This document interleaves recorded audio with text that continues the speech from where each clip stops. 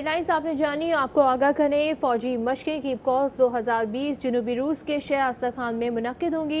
DGISPR के मुताबिक फौजी मशकें 21 से 26 सितंबर तक जारी रहेंगी। इस हवाले से मजीद बताएंगे हमारे नुमाइंदे लईक़ुर रहमान। लईक़, आगाह कीजिएगा। जी, DGISPR major general Babar Iftikhar के मुताबिक कीपकास फौजी मशकें जो जनूबी रूस के शहर अस्तखान में मुनक्किद हो रही हैं 21 से 26 सितंबर तक जारी रहेंगी। मुख्तलिफ ममालिक रीजन के इसमें शिरकत कर रहे हैं और पाकिस्तान की मुसल्लह अफवाज का दस्ता इनमें भरपूर हिस्सा लेगा। इन फौजी मशकों के शुरा बाहमी तजुर्बात सलाहियतों का मुजाहरा करेंगे जो उनकी मुख्तलिफ फौजी हरबी सलाहियतें हैं, और इसके साथ साथ मुख्तलिफ नौइयत के चैलेंजेस में रद्द-ए-अमल को जांचने का भी मौका मिलेगा।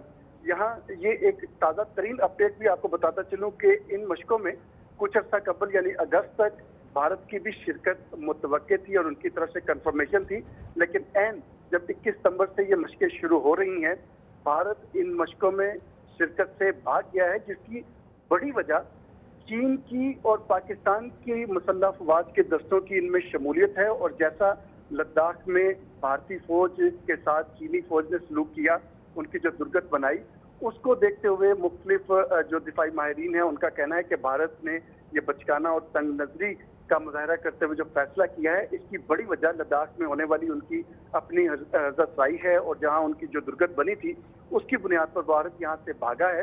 इसके अलावा ये बताते चलूँ कि चूंकि ये एक बहुत बड़ा फोरम है जिसमें इलाके के साथ साथ मुख्तलिफ सुपर पावर्स रशिया, चाइना और जो दीगर ममालिक हैं उनके फौजी दस्ते शरीक होकर अपने हरबी सलाहियतों का मुजाहरा करेंगे, तो उनमें बिलाशुबा पाकिस्तान की तरफ से भरपूर शिरकत का ऐलान भी किया गया है और उसमें भरपूर अंदाज में शिरकत भी की जा रही है। आज इसकी इफ्तिताही तकरीब थी इन मशकों के हवाले से, जिसमें पाकिस्तान के मुसल्लह अफवाज के कंटिंजेंट ने भी शिरकत की है। जी, लाइक हमारे नुमाइंदे बता रहे हैं कि इन मशकों में पाकिस्तान का मुसल्लह अफवाज का दस्ता भरपूर तरीके से शिरकत कर रहा है। कीपकॉस स्ट्रेटेजिक कमांड मशकों में 80,000 से ज्यादा एहलकारों की शिरकत मुतवक्के है।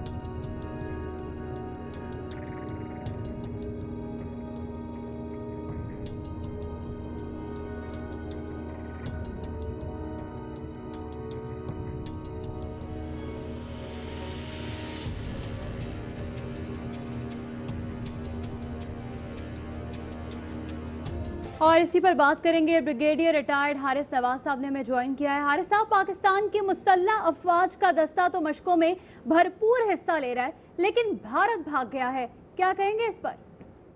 देखें, बात यह है कि जब आपको पता है कि आपकी फौज एक बैटल हार्टेड, फुली ट्रेंड और उसने मुल्क से दहशतगर्दी खत्म की है, दुनिया पाकिस्तान की फौज को एक्नॉलेज करती है और वो अपनी ट्रुप्स को भेजते हैं पाकिस्तान में ट्रेनिंग के लिए। On the contrary, Indian forces are untrained, unprofessional. पिछले 40 साल से कोई लड़ाई नहीं लड़ी है। कश्मीर में औरतों, बूढ़ों, बच्चों को ये शहीद करते हैं।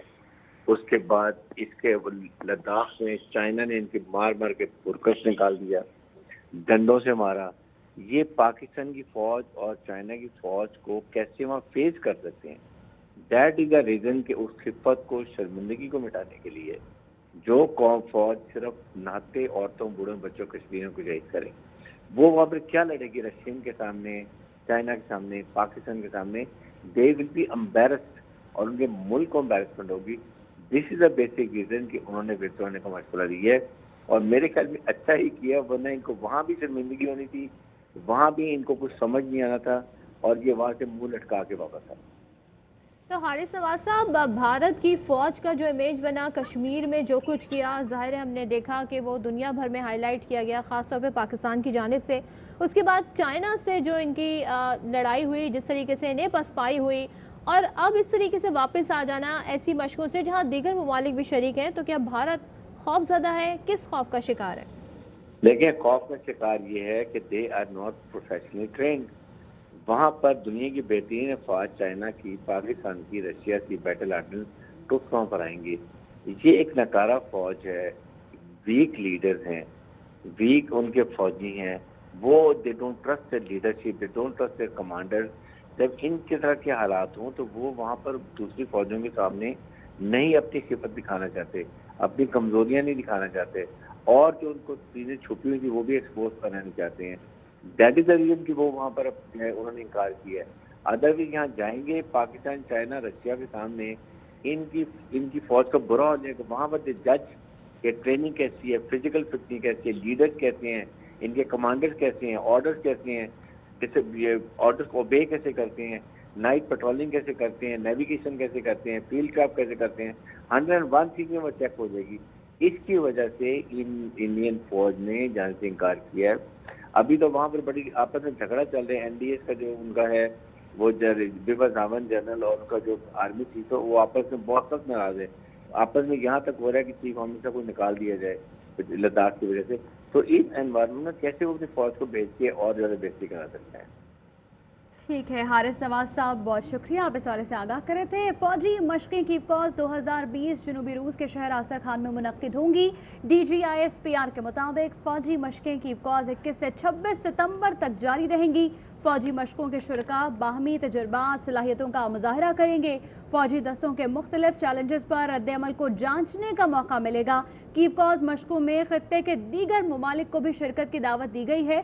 कीफकॉज स्ट्रेटेजिक कमांड मशकों में 80,000 से ज्यादा एहलकारों की शिरकत मुतवक्के है। भारत फौजी मशकों में शिरकत से आखिरी वक्त में भाग गया। भारत की जानिब से इस तरह का रवैया खुद भारत की खिफ़त का बाइस बनता है। इससे पहले भी जब शंघाई ताउन तंजीम के जो मुजदा खारजा का इजलास हुआ था, मुशीर दाखिला का जो सिक्योरिटी का इजलास हुआ था, उसमें भी पाकिस्तान की जानिब से अपना नक्शा पेश करने पर भारत सीखपा हुआ और भारत वहाँ से भी चला गया था। एक बार फिर हम देख रहे हैं कि मशकें जो कि रशिया में हो रही हैं, वहाँ से भी भारत आखिरी वक्त में भाग गया। पाकिस्तान का 3 कश्मीरियों के कत्ल की आलमी निगरानी में अदालती तहकीकात का मुतालबा। तर्जुमान दफ्तर खारजा का कहना है कि भारतीय काबिज अफवाज ने 3 कश्मीरी नौजवानों 18 जुलाई को शोपियां में नाम नहाद ऑपरेशन में शहीद किया और शहीद कश्मीरी राजौरी से शोपियां सेब के बागात में मजदूरी करने आए थे। कत्ल पर पर्दा डालने के लिए भारतीय अफवाज ने उन्हें 3 नामालूम दहशतगर्दों का खिताब दिया और लाशें अहले खाना को देने के बजाय कब्रिस्तान में दफन कर दी। न्यूज़ स्टूडियो से फिलहाल इतना ही। मजीद खबरों और अपडेट्स के लिए विजिट कीजिए हमारी वेबसाइट ARYnews.tv और देखते रहिए ARY न्यूज़।